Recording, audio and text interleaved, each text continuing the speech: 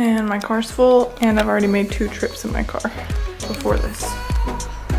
I'm very sad, but it's hard to be sad because I'm so tired. It's good if things have an effect on us. It's just as long as they don't like completely decimate us.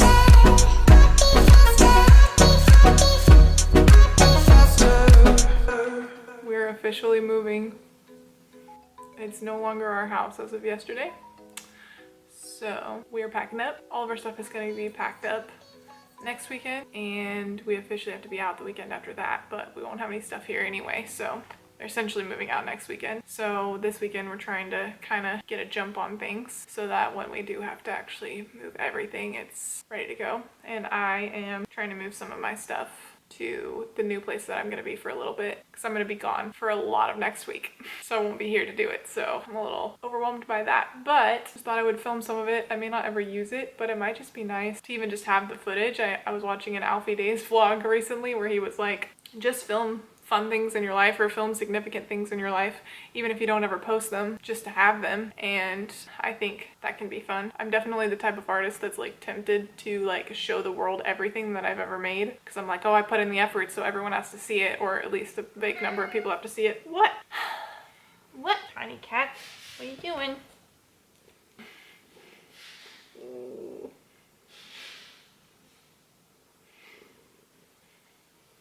But not everything you make is good for everyone to see. Sometimes it's just good for you to see it. So yeah, I thought I would just film packing up just so I would have the footage, and I may not use it, but it might be nice to look back on. Right now I am gonna go through this bed and probably take a lot of the bedding, because there's some twin beds at the new place, and I think it'd be easier to store as much as possible that I want to keep good there, as opposed to where my parents are going to store things. So yeah, I'm probably going to take a lot of the stuff off of this bed, like the bedding and stuff and the pillows. And then also I have a lot of t-shirts and like bags and sheets in the drawers in it, so I'll probably take a lot of the stuff from there and also bring that. And then I'm probably going to pack up some clothes from my closet to bring as well, some that I won't need in the next week or 2, and then I will take it over there. So here we go. Not sure where to put this, but if we could run it back into your wonder, if we could run it back. This mattress is so nice. Oh gosh, I'm gonna miss this mattress. If we could run the things I didn't know, I had to get out down the road inside of the same old. Okay, so I kind of stopped filming, but I put all those t-shirts in bags and loaded them in my car. I went through all the drawers in my room and picked out what things I wanted to throw away that I would need soon, things I want to keep but probably won't use for a really long time, and then things that I want to keep that I won't need in the next 2 weeks but I'll probably need in the next 2 months. So there were a lot of different piles, and I packed up everything in that last category into bags and then loaded those into my car. And so I just did that, and now I'm gonna drive. So I need chapstick. It's hot. Do you wonder if we could run it back? If we could run it, if we could run it back. And do you wonder if we could run the things I didn't know? I had to get out down the road inside of the same old, caught in the circles round they go.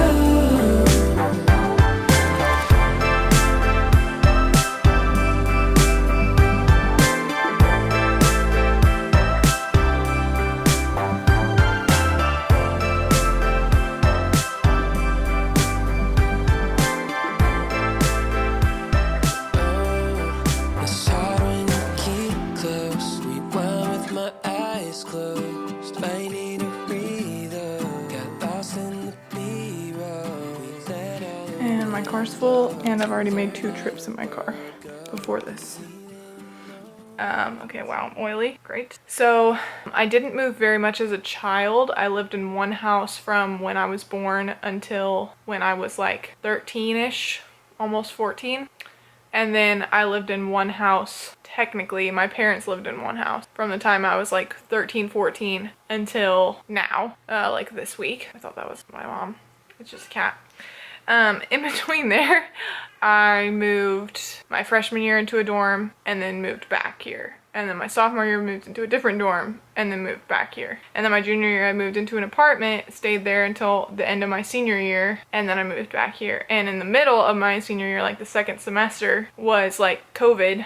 And so after spring break, well, during spring break and after, I just stayed here and I kept moving stuff from my apartment back here. And then after the school year ended, I kept moving stuff from here back to my apartment. And then I fully moved from my apartment back here. And then I've lived here since July of 2020, late July 2020, and it's now May, early May of 2023. So it's been almost 3 years that I've been back, and it kind of feels like I just moved, and it also doesn't. And moving is just so exhausting. But this is like, weirdly, even though I'm only moving really my stuff into a place, the fact that I can't only move the things I like and know that anything I don't move is like just gonna sit where I know it is and be safe and like all the things. It's like anything I don't move now will be moved by the moving company, which is fortunate that there's a moving company because this is insane, the amount of stuff we have to move. It's crazy. We've already sold so many things and thrown so many things away, and I've already taken multiple trips to the new place of my stuff, and I've been like cleaning things out slowly over the past like few days and week, and I'm overwhelmed by just like my stuff pretty much, and my parents have to move all of their stuff, and a lot of it includes stuff that like I've had for a very, very, very long time. So trying to figure out what I want to keep, but that I would be okay for it to be packed up in a box and shipped to where my parents live for months and months and months, and me either have a very difficult time finding it, not being able to guarantee the condition of it, and probably not having access to it really, like in reality, like I could, but not really. And then what stuff is like just dead weight, we just like, I don't know why we held on to it this long, we just need to get rid of it. And then what stuff is like stuff that I will probably need at least in the next 2 to 4 months, if not in the next year, if not just in general, which I don't even know what that is. I'm just kind of guessing. And I just feel like I've been doing this for so long. Like it took me an entire day to just go through my dressers and do this process. I also had to leave some stuff because I was gonna be here for another week at the time, or 2 weeks even, and I wanted some stuff just for the days that I was here. So it's like, do I need this in the next few days or next week?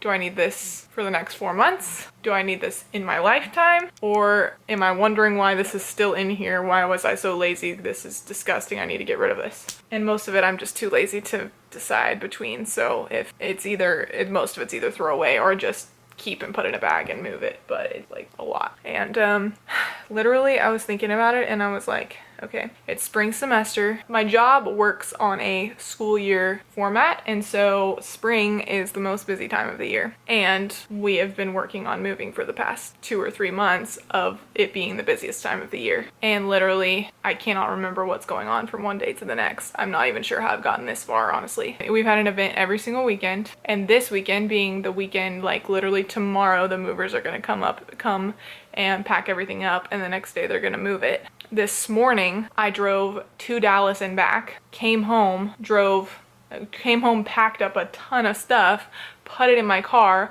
drove to the place that I'm gonna live, which is like 20 minutes away, or actually almost 30, unloaded all of it, which was my hanging clothes, in the wind, put them all away, and drove back and continued now to move stuff. And here, let's backtrack. So we've had events every weekend. This past weekend on, gosh, I can't even remember days. On Friday, I think, I went to work and then came home and there was an event and I think I skipped it. And then on Saturday, I packed up a ton of stuff. Took me a very long time. Brought it over to the new place, unpacked it, came home, and on the way home, dropped off something for someone that they needed that I had printed for them at work, and then dropped off something else that I printed at my work to a different department that they needed by Sunday. And then on Sunday, there was a wedding and it was an hour away, and I drove to the wedding and back, and I got home at like 10:45, something like that.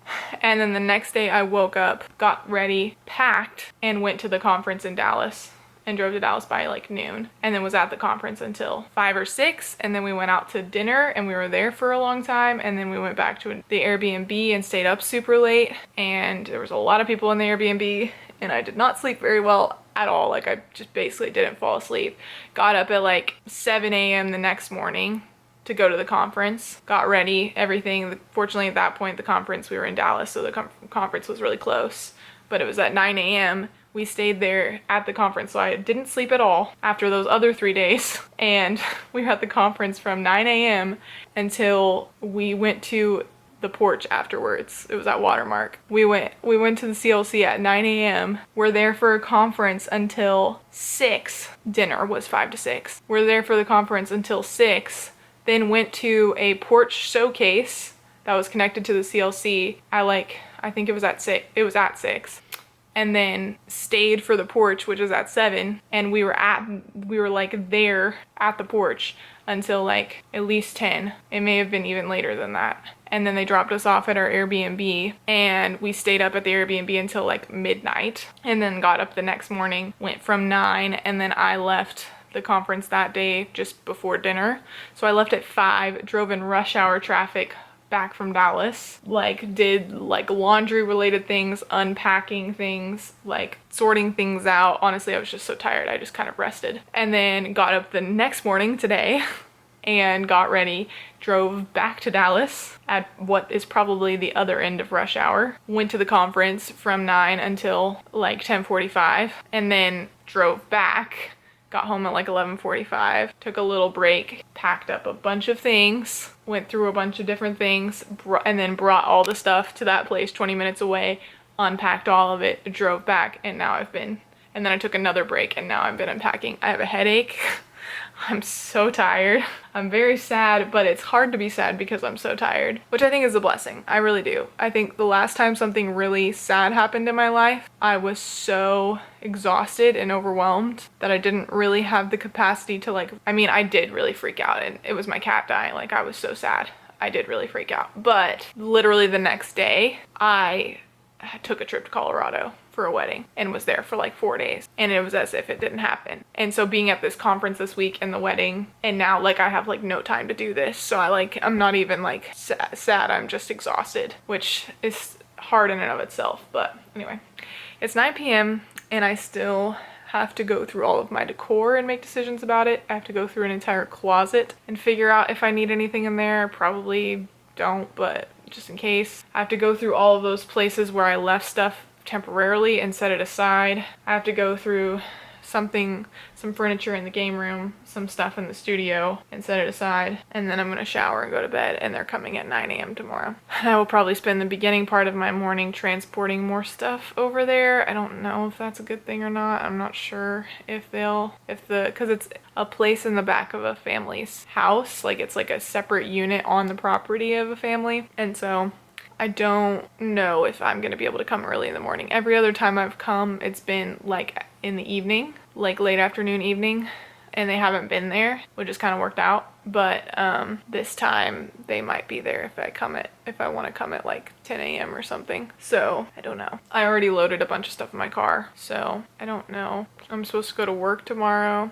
But anyway, tonight I need to go through the rest of the things and set them aside if I want to transport them or whatever. So I'm gonna go do that, but I just wanted to update you, or remind my future self, whatever it is, of just all the things that have been going on. And I'm hoping the dust will settle soon and I'll have some time to like think it through. But as it stands, I'm just completely overwhelmed. Just sad about this house, and just overwhelmed by my life being kind of up in the air and uncertain, and the amount of work that I have to do. But anyway, it's not to say that I'm not allowed to feel overwhelmed or sad by my circumstances, because they're not as bad as they could be. But I do think about that sometimes and think, okay, well, could be worse. It could be worse. Sometimes the it could be worse thing kind of freaks me out, not only because it minimizes people's pain and says if it's not the worst pain you could ever feel, then it's not legitimate and you can't feel it. And I don't like that very much. But on the opposite end, it's like, okay, well, what do you say to someone who is feeling pretty much the worst pain you can imagine, you know? Like those people who really truly do go through all of the worst things, or a few of the absolute worst things, and you can't really say to them it could be worse. Anyway, the porch was on suicide, so I'm kind of thinking about that as well. But Yeah, what do you tell them? Like, that's not comforting. It's like shaming those who feel pain, but it's not. It could be worse. And it's also despair for those who feel pain that it's like it really couldn't be worse. You know, I mean, it could be eternity in hell, but that's really the only thing worse than a lot of earthly pain. You know, let's say it's a Christian that you're talking to. You tell them it could be worse, and it's like, well, maybe, you know, like okay, so that means I'm not allowed to feel any pain ever, which also kind of makes me go into this whole tangent about how I think denying that we feel pain or denying that things are hard, I think doesn't leave room for God to grow us, because if we weren't affected by anything ever, we would not realize our need for him, or we'd just be robots and there would be no desire or choice. It would just be nothingness. So it's good if things have an effect on us. It's just as long as they don't like completely decimate us, because it's still not worse than we deserve. And also there's always hope, and it's okay to feel grief because it's hard. We're not perfect. We're not immune. We're not invincible. We are dependent creatures. So we do feel pain and we do feel loss and we do need things, but we need to be getting from the source more than the creation, which is, it's a hard balance, because I think God has also created us for community with one another and for, you know, needing to eat and needing to drink water and needing to sleep. But I think all of those things still just point us back to him and our need for him, of like, we're just needing in everything. But it's okay to eat, but if for some reason you can't, you know who's really sustains you and who do you need to give you food as well. So anyway, that's a whole tangent. I'm so tired. It's been really good. The conference was way better than I thought, and I do think it really took me out of the sad headspace, but I'm also just extremely exhausted now, and there's still so much I have to do, and I feel like I've been working on this for so long, and I feel like I haven't really gotten to just sit and enjoy my last moments here. I was gonna end this a while ago, but in my apartment, I kind of like overdid the sadness, and I like just sat there watching a sad show and just like fully embracing my sadness, but also just really like soaking up the last moments in the apartment. Oh, that's why I'm recording this. For some reason, I'm worried. I can remember my childhood home so well. Like, I have it etched in my brain. Like, I could take you on a tour through it. It doesn't feel like it's my home as much anymore, which is what time has done, but I still can see it perfectly. I can still see my apartment perfectly. I'm worried for some reason that I won't remember this place, which is so strange because I've been here for like 12 years, but I'm just worried that I won't remember it. And I think it's because for some reason I didn't like believe it was my home. Maybe because I loved it so much, or because it hit at a time when I'd never moved before and it just seemed like this new place. And I just love it so much. It's so beautiful, and it kind of felt like too good to be true for a really long time. But I'm just like worried it's like not gonna feel like I'm not gonna remember it in that way that I remember the other places, which is kind of weird because I'm like, I was here for like 12 years. It's almost 12 years actually, because I was like, I turned 14 like a month after we moved here. But anyway, that's a long time. If I can remember my apartment after 2 years, then I can remember this house after 11 or 12. But for some reason I'm just worried I won't, and so I wanted to record just in case. So that's it. Okay, so this is the state of my room. I cleaned that out completely. I cleaned out my dresser pretty much completely. This is stuff I use all the time and I have to remember to take out.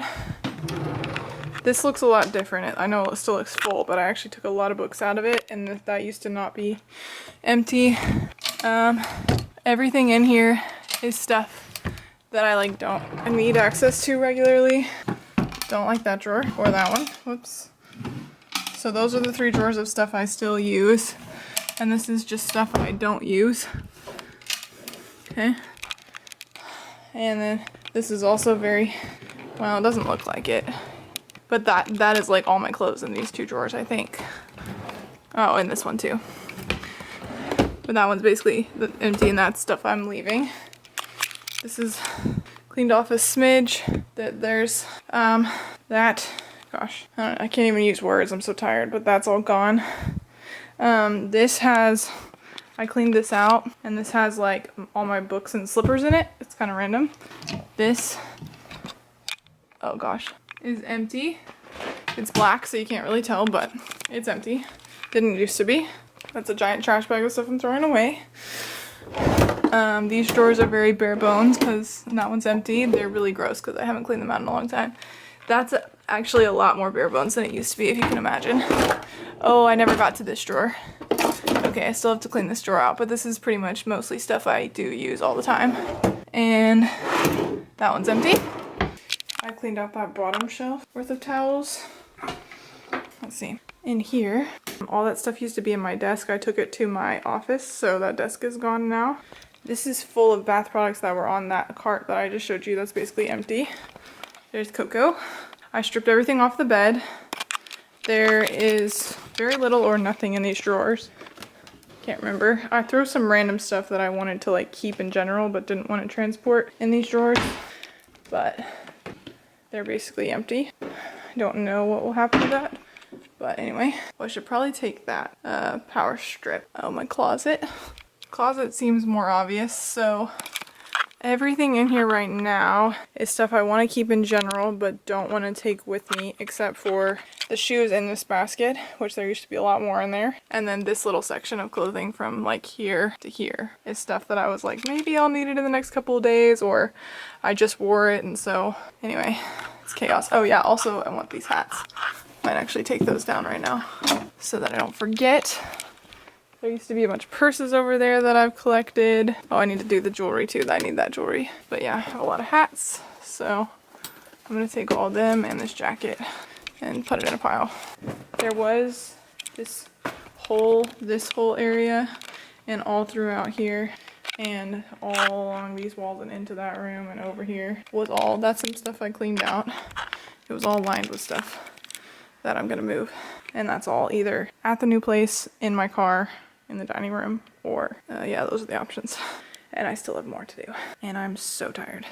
Back, and do you wonder if we could run it back? If we could run it, if we could run it back, and do you wonder if we could run it? Okay, made significant progress. I don't know if I should post this, but this is the room set up for now.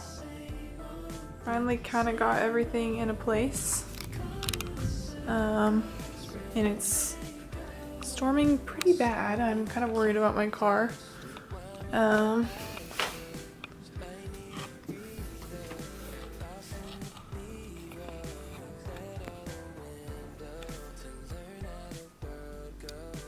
think I might get another set of sheets.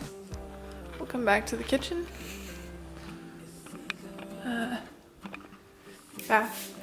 Bathroom is very full. And I have this little cart as well. And I got some stuff in the shower.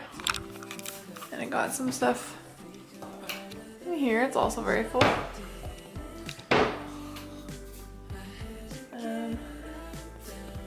Got some stuff in the living room, like around. I don't know. I'm so tired. And then I put some stuff in here too. A lot of stuff under the beds and stuff. So yeah, it actually kind of feels like it came together, which is kind of crazy.